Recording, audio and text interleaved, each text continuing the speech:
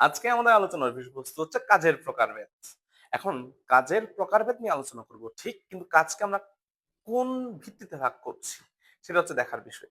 টিটার ভিত্তিতে কাজকে তিন ভাগে ভাগ করা হয়েছে: এক ধনাত্মক কাজ, দুই ঋণাত্মক কাজ, তিন শূন্য কাজ।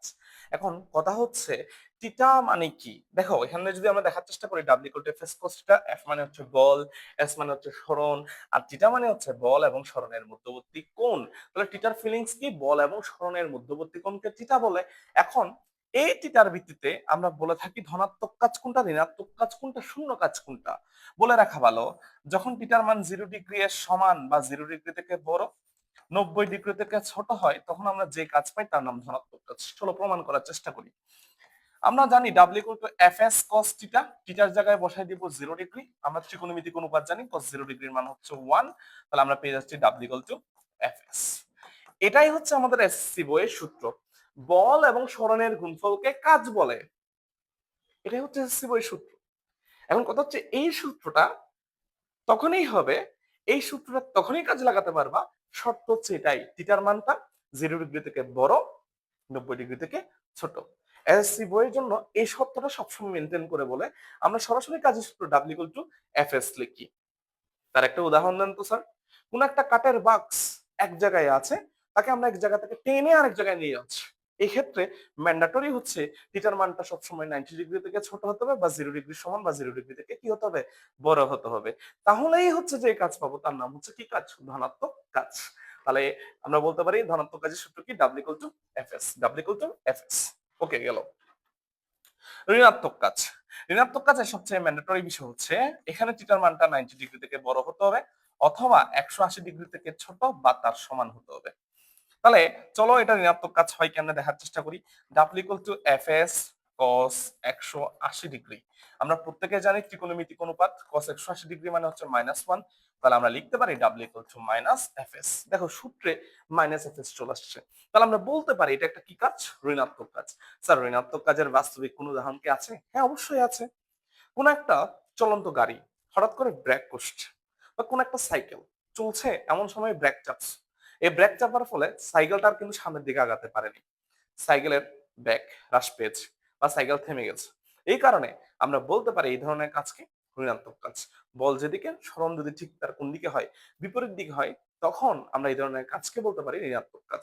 বা কোন একটা পিচ্ছিল বস্তু সামনের দিকে আগাচ্ছে, তুমি হাত দিয়ে হোক বা যে কোনো কিছু দিয়ে হোক থামাই দিচ্ছ, এটা এক ধরনের ঋণাত্মক কাজের উদাহরণ। ওকে, এরপরে শূন্য কাজ। শূন্য কাজের উদাহরণ আমরা ধরতে পারি, কিভাবে ধরতে পারি একটু ভালো করে দেখার চেষ্টা করো। 90 ডিগ্রি থেকে ছোট হলে ধনাত্মক, 90 ডিগ্রি থেকে বড় হলে ঋণাত্মক। তাহলে স্যার 90 ডিগ্রি হলে কি হয়, চলো না একটু দেখে আসি না। ডাব্লিউ ইকুয়াল টু, সুতরাং ডাব্লিউ ইকুয়াল টু কি হবে, এফ এস কস 90 ডিগ্রি। আমরা প্রত্যেকেই জানি ত্রিকোণমিতি সূত্র, কস 90 ডিগ্রির মান হচ্ছে 0। তাহলে পুরো মানটা হয়ে গেছে কি, 0। জিরোর সাথে তুমি গদু, গুরু, গাদা, গাবি, হাতি যার সাথে গুণ করো না কেন, পুরো মানটা কি হয়ে যায়, 0 হয়ে যায়। তাহলে আমরা দেখতে পাচ্ছি এখানে কাজটা হয়ে গেছে কি, শূন্য। তাহলে শূন্য কাজের শর্ত হচ্ছে কি, থিটার মানটা হতে হবে 90 ডিগ্রি। স্যার এমন কি কোনো উদাহরণ আছে? অবশ্যই আছে। তুমি একটা ভারী বস্তু বা কোন একটা বস্তু মাথার উপর রাখলা বা হাতে নিয়ে ঘুরলা। খুব ভালো করে বোঝার চেষ্টা করো। কোন একটা ভারী বস্তু বা যে কোনো একটা বস্তু তুমি মাথায় নিয়ে ঘুরলা বা হাতে নিয়ে ঘুরলা, সামনের দিকে আগাচ্ছ ঠিক, সামনের দিকে আগাচ্ছ ঠিক, সামনের দিকে যাচ্ছ ঠিক, কিন্তু এই ক্ষেত্রে দেখা যায় কোনো কাজই তোমার সম্পন্ন হয় নাই। স্যার কেন হয় নাই? জিনিসটাকে যদি তুমি চিত্রের মাধ্যমে ফিল করতে চাও, তাহলে আরো বেশি ভালো করে বুঝতে পারবে। দেখো আমরা এখন মন্টু মিয়াকে আঁকবো। এটা হচ্ছে আমাদের মন্টু মিয়া। মন্টু মিয়া তার মাথার উপর একটা বক্স বা বস্তা নিয়ে আছে, আর দুই হাত দিয়ে ধরে আছে।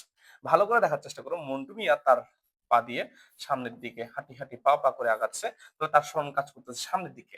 কিন্তু মন্টু মিয়া তার এই বস্তুটার উপর সবগুলো বল প্রয়োগ করছে কোন দিকে, উপরের দিকে। তাহলে লুক, ভালো করে দেখার চেষ্টা করো তো।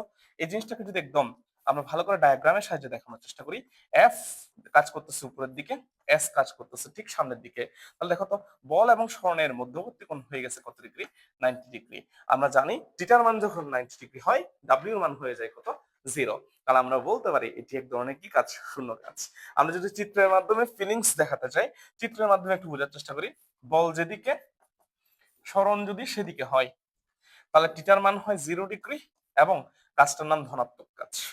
আবার বল যেদিকে, সরণ যদি ঠিক তার বিপরীত দিকে হয়, এই ক্ষেত্রে থিটার মানটা হয় 180 ডিগ্রি। আবার দেখো, বল এবং সরণ যদি পরস্পরের সাথে কি থাকে, লম্ব আকারে থাকে, সেই ক্ষেত্রে থিটার মানটা হয় 90 ডিগ্রি। এই ক্ষেত্রে কৃতকাজ হচ্ছে 0। তাহলে সবাই একসাথে বলো, আরেকবার বলো। বল যেদিকে, সরণ যদি সেদিকে হয়, থিটার মান হচ্ছে 0 ডিগ্রি। বল যেদিকে, সরণ যদি ঠিক তার বিপরীত দিকে হয়, থিটার মান 180 ডিগ্রি। আর বল এবং সরণের মধ্যবর্তী কোণ যদি 90 ডিগ্রি হয়, তাহলে কৃতকাজ হয়ে যায় কি, 0। এরই মাধ্যমে আমাদের কাজের প্রকারভেদের অংশ শেষ হলো। ধন্যবাদ সবাইকে।